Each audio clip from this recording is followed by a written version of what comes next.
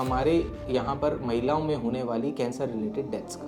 क्या breast cancer के अंदर सर्जरी ज़रूरी है? क्या ब्रेस्ट कैंसर के अंदर आज की डेट में कोई नई तकनीक आई है? दुनिया में और हमारे देश में सबसे कॉमनली होने वाला महिलाओं का कैंसर। नमस्कार दोस्तों, मेरा नाम डॉक्टर सुहास कीर्ति सिंगला है। मैं एक मेडिकल ऑन्कोलॉजिस्ट यानी कि कैंसर विशेषज्ञ हूँ जो कुरुक्षेत्र में आरोग्यम हॉस्पिटल में हर वीरवार को अवेलेबल होता हूँ कैंसर की सलाह और ट्रीटमेंट के लिए। अक्टूबर को ब्रेस्ट कैंसर अवेयरनेस मंथ की रूप में जाना जाता है। पर्टिकुलर कैंसर के लिए इतना एक अलग से मंथ क्यों डेडिकेट किया गया, आज हम उसके बारे में बात करेंगे। ब्रेस्ट कैंसर के बारे में जानना ज़रूरी क्यों है? सबसे पहली बात तो ये है कि ब्रेस्ट कैंसर दुनिया में और हमारे देश में सबसे कॉमनली होने वाला महिलाओं का कैंसर है। यही कैंसर ऑलमोस्ट सबसे ज़्यादा कॉमन कॉज है हमारे यहाँ पर महिलाओं में होने वाली कैंसर रिलेटेड डेथ्स का। ऑलमोस्ट 15% जो पेशेंट्स हैं उनमें ब्रेस्ट कैंसर होने का कोई ना कोई जेनेटिक कारण रहता है, जिसमें BRCA1, BRCA2 और कई सारे और जीन्स भी इन्वॉल्व होते हैं जो हमारी कुछ हद तक जनरेशन टू जनरेशन व्यक्ति से दूसरे व्यक्ति में ट्रांसमिट होते हैं। क्या क्या कारण हो सकते हैं, आज हम बात करते हैं उसके बारे में। ब्रेस्ट कैंसर होने के कुछ मुख्य कारणों में से है OCP पिल्स का यूजेज, जल्दी पीरियड्स का आना, लेट पीरियड्स का जाना, ब्रेस्ट फीडिंग ना हो पाना, परिवार में कहीं दूर तक ब्रेस्ट कैंसर का होना। उसके अलावा सबसे इम्पॉर्टेंट और भी है कि अगर नलीपैरिटी यानी कि बच्चों का कम होना या बच्चों का बिल्कुल ना होना, इन सब कारणों से भी ब्रेस्ट कैंसर हो सकता है।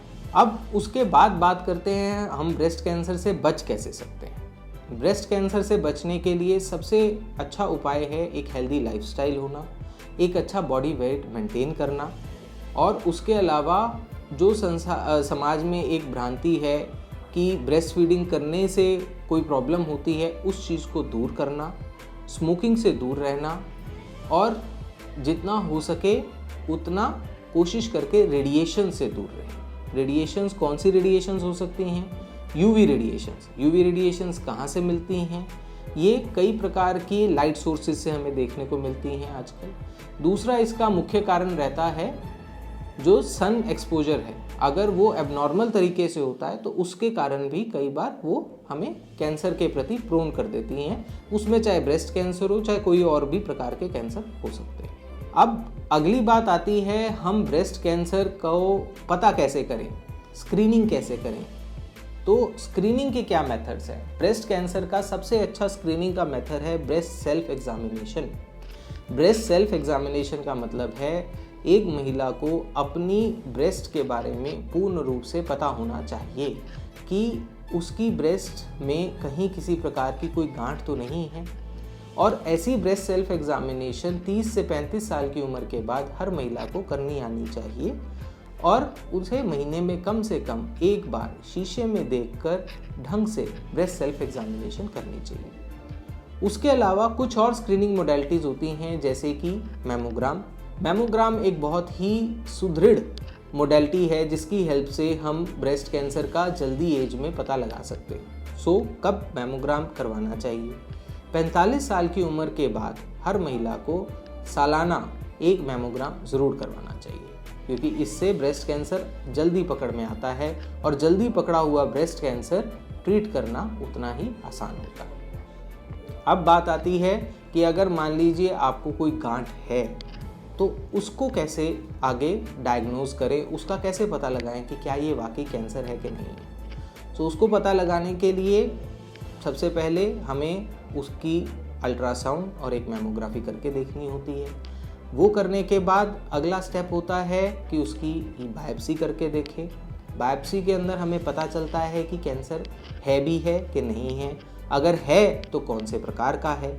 फिर उसके बाद उसके हिसाब से आगे स्टेजिंग वर्कअप किया जाता है, जिसके अंदर कभी कभार chest x-ray, ultrasound, CT scan या फिर पेट सिटी स्कैन भी किया जा सकता है। अगर एक बार किसी मरीज को ब्रेस्ट कैंसर का पता चल गया तो उसमें आगे के इलाज के क्या स्टेप्स रहते हैं। ब्रेस्ट कैंसर आज की डेट में एक सिंगल बीमारी नहीं है। ब्रेस्ट कैंसर में एक्चुअली 4 प्रकार की आगे फर्दर कैंसर होते हैं।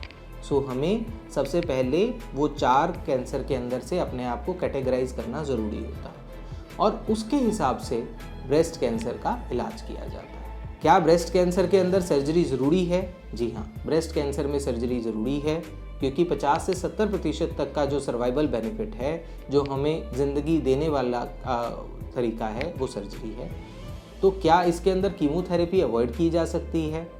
कुछ कैंसर्स के अंदर कीमोथेरेपी अवॉइड की जा सकती है, बट ज़्यादातर कैंसर्स में कीमोथेरेपी देनी पड़ती है। तो कीमोथेरेपी कैंसर से पहले देनी चाहिए कि बाद में देनी चाहिए, ये डिपेंड करेगा कि हमारा कैंसर कौन से प्रकार का है। जैसे मैंने बताया 4 प्रकार का है, तो उसमें से कौन से प्रकार का है उसके बेसिस पे हम डिफाइन करते हैं कि हम पहले करेंगे कि बाद में करेंगे। क्या सर्जरी के भी इसमें कुछ प्रकार होते हैं? जी हाँ, सर्जरी के भी इसके अंदर प्रकार होते हैं। इसमें एक MRM होती है जिसके अंदर कंप्लीट ऑपरेशन करके सारा टिश्यू निकाल दिया जाता है। दूसरी ब्रेस्ट कंजर्वेशन सर्जरी होती है जिसमें सिर्फ ब्रेस्ट कैंसर के आसपास का टिश्यू निकाल के बाकी के टिश्यू को ऐसे ही छोड़ दिया जाता है। इन दोनों में से कौन सी श्रेष्ठ है? दोनों ही अपने आप में अच्छी हैं। कब कौन सी करनी चाहिए ये आपके कैंसर विशेषज्ञ या आपके सर्जन आपको ज़्यादा अच्छे से समझा सकते हैं। और अगला पॉइंट आता है कि क्या ब्रेस्ट कैंसर के अंदर आज की डेट में कोई नई तकनीक आई है? तो तकनीक के बारे में कहें तो दवाइयाँ बहुत सारी नई आई हैं और रोज़ ऑलमोस्ट रोज़ एक नई ट्रायल लॉन्च हो रही है। ऑलमोस्ट रोज़ एक कोई ना कोई मॉलिक्यूल के ऊपर इन्वेस्टिगेशन हो रही है कि हम किस तरीके से ब्रेस्ट कैंसर के प्रोग्नोसिस को इम्प्रूव कर सकें। अगर हम एक साथ हैं और साथ साथ काम करते हैं तो ब्रेस्ट कैंसर से लड़ना इतना मुश्किल भी नहीं है। ब्रेस्ट कैंसर को अगर हम जल्दी पकड़ लेते हैं तो ब्रेस्ट कैंसर का प्रोग्नोसिस या आप कहें कि उससे जीवन जीने की जो सी क्षमता है वो बहुत ज़्यादा कम नहीं होती है। हम कई ऐसे भी पेशेंट हैं जो 13-13, 20-20 साल के फॉलोअप पर भी रहते हैं। सो ब्रेस्ट कैंसर को हराया जा सकता है, सिर्फ ज़रूरत है हौसले की और समझदारी से इसके इलाज में इन्वॉल्व होने की। धन्यवाद।